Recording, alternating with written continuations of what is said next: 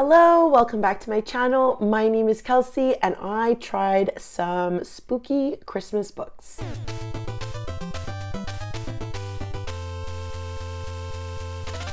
So when you think of Christmas, I'm sure you're thinking romance. I'm sure you're thinking cozy vibes. Are you thinking horror though? You would be surprised how many horror books revolve around Christmas. That is my shit. One of my favorite horror movies is Krampus. I love the idea of a spooky Christmas. I think a lot of things about Christmas can be spooky. Ghosts, a man coming in your house and giving you gifts. Like, there's so many opportunities for spookiness. And in addition to that, I've been in my horror era. As I've been saying, I've been really enjoying reading horror this year. So I wanted to end off 2023 with a banger. The last vlog, let's read some spooky books. So I'll jump back to last week's Kelsey and we'll start with the OG, the original horror writer that got me into enjoying horror, R.L. Stine. Hello, welcome to the first update of my Christmas horror vlog. I'm so very excited for this vlog. Since like the day I conceptualized this idea in November, I've been very looking forward to it just because I'm in my horror era. Please ignore the PC sounds. I am currently technically working. And if I look like death, it's because I feel like death. I'm so tired. I think I was so emotionally drained from the presentation and the report that I had to do these past 2 weeks and just leading up to the holidays. So I'm very excited for this week that's not really a week. I don't know how else to describe it. So last night I did get started in 2 of the Christmas horror books that I will be reading for this vlog. So we'll start with the one I just like a little bit started, which is Silent Night by R.L. Stine. R.L. Stine is obviously our Lord and Savior of Goosebumps. And this is the first in like a Fear Street, like Silent Night series, I guess. But basically this is part of Fear Street. And so I kind of know what Fear Street is, but not for the books, not for anything else, just for the movies and my obsession with them because I really enjoyed them. So the main character in this, Riva Dalby, receives a warning of don't open that present, but beautiful cold Riva won't listen to anyone. Riva thinks that she can have whatever or whoever she wants. After all, her daddy owns the Dalby department stores. Now someone has a surprise in store for her. Robbery, terror, even murder. Somebody wants to treat Riva to a holiday she'll never forget. And the novel kind of opens with what I'm now assuming, based on the synopsis, is the ending of the book. So I'm not even gonna talk about it. And then the next chapter, which I only read the prologue, but the next chapter says 2 weeks earlier. We know what this present, I guess, is gonna be based on the prologue. So I'm interested to just read this. I was looking for like Christmassy horror books and this came up and I was like, you know what? I haven't read R.L. Stine in a while. Like, let's do it, baby. And then I've also listened to 2 stories in Hark the Herald Angels Scream. Clever title. Edited by Christopher Golden. And this is basically, how many stories does it say? There's not a specific amount of stories written on the back, but it's quite a bit, I think, because they're very short stories. They're like 10 pages each. So I read Absinthe and Angels and Christmas in Barcelona. And Absinthe and Angels was really good because it involves like a Canadian, relatively speaking, spooky tradition for Christmas. It's called the Mummers. Look it up if you want. I'm sure it happens on the northern US states as well, probably. But Mummers are super creepy. And I was reading this and I'm like, wait a second, this author must be Canadian.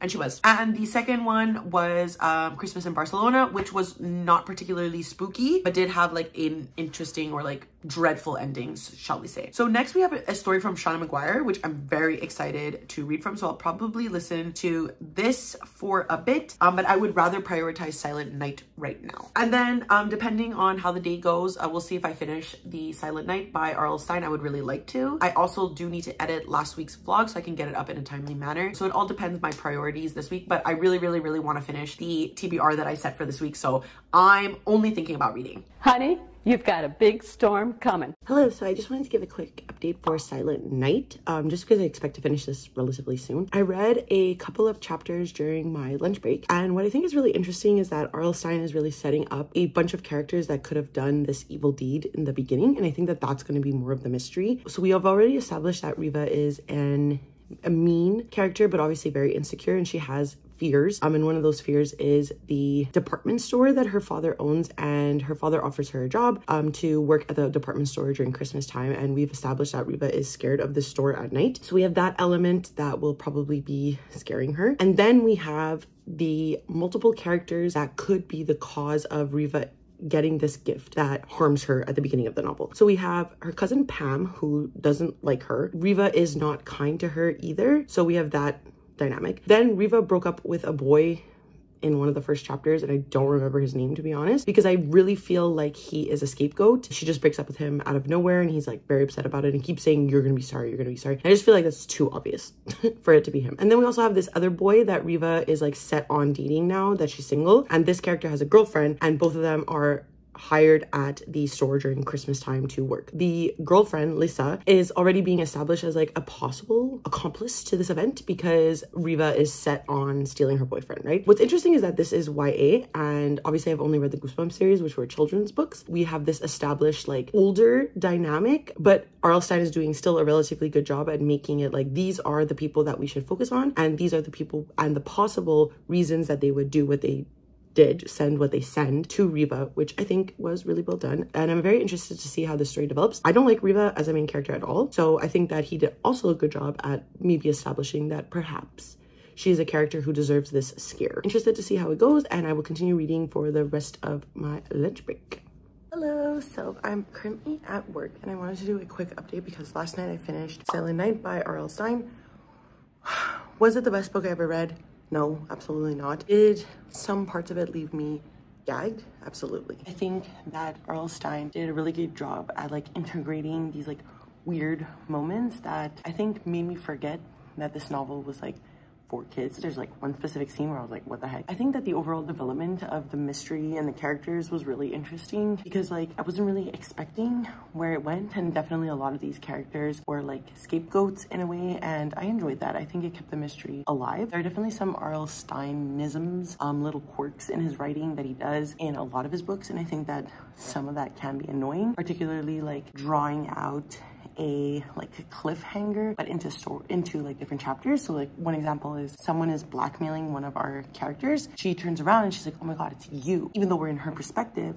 We don't know who it is, and it's not until like several chapters later where we learn who it is. That's just, I guess, to like keep maybe younger audiences more intrigued. It works as like a mystery element. I think the overall reveal was really interesting, but like just wasn't the best. And I think like the character development, like Riva goes through, like all of a sudden she's like not a Scrooge anymore, and I think like it just didn't really make sense for her character to all of a sudden be just like wonderful and kind human being, because that's just not how life works. I think you can learn a lesson, but I don't think after a couple of pranks you really change. So I think that that was a bit weak. So I give this a 2.5 stars, very in the middle, nothing grandiose, nothing too bad. So I enjoyed that. Today at work, I've also been listening to Hark Hear the Angels Scream on audio while I'm doing some menial tasks. Really enjoying it. I really like this collection of short stories. Some of them are hits, some of them are misses, obviously. I think overall it's been quite a like nice, easy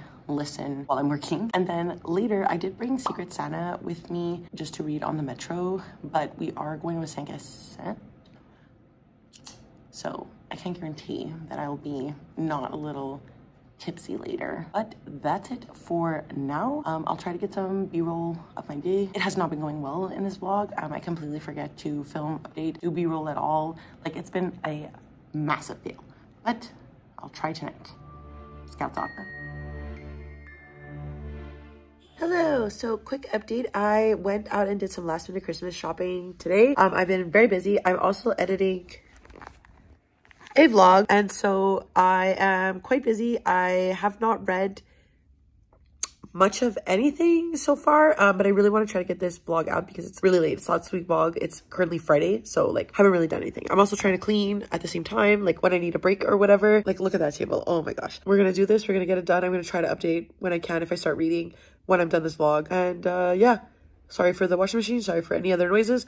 I'm trying my best here. Hello, so I am here to give an update. I'm about to go to the gym. I have some laundry going, so if you hear the dryer, I'm sorry. So before I do that, I wanted to quickly go over where I am so far in these horror Christmas books. The first book that I am more than halfway through is Hark the Herald Angels Scream. I've already talked about this. This is a collection of short Christmas horror stories, and so far I'm really enjoying it. There are some stories that are hits, there are some stories that are misses, but overall I'm just enjoying the experience of listening to them. I really like this like vibe of hearing Christmas stories, but they have this like creepy connotation behind them, and that makes for like a really engaging read, despite some of them not really hitting in a way that I would like love. I still think that they are doing a really great job at keeping me engaged. It really feels like when you sit around fire and you listen to like Christmas stories and camp stories. So I'm really enjoying that aspect as well. I definitely have some favorites so far in the novel, but there are just so many in here because they're about like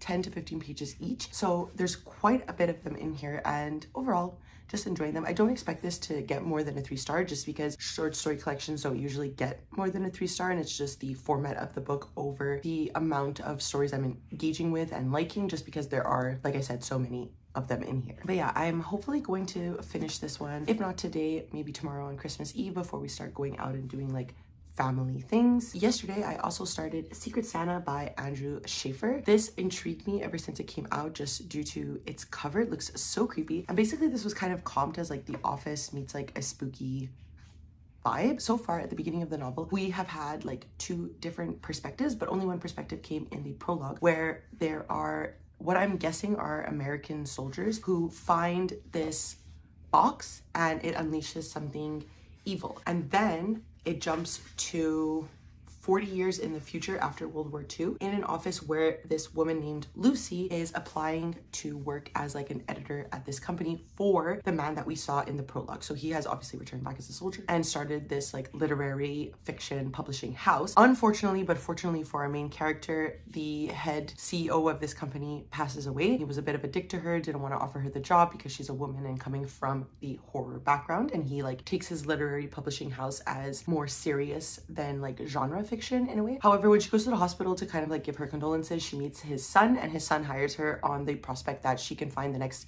Stephen King novel. So that is the basis of the beginning of the novel, because as she goes to the publishing house, she asks some of the other editors like where the rejected copies of books go, the ones that are not these literary fictions, so that she can stifle through them and really find that next Stephen King that she's hoping to find. One of the copy editors tells her that it's downstairs in the creepy basement. So obviously she goes downstairs to the creepy basement, and that's where we are so far. I'm expecting her to find this mysterious box that we were introduced by in the beginning of the novel, and we'll see how it goes. It's really not that long of a book. It's 200 pages. So I really expect to finish this relatively soon, probably after I come back from the gym. And that's it so far. Like I said, I'm gonna go to the gym. I'm probably going to finish doing some whatever laundries I have left to do today. That will take us into the new day. I do need to go around my house and kind of find little Christmas bags that I've left over from last year, just so that I can wrap some of the last minute gifts that I have and that I went to go buy yesterday. And that's it. So I will see you later.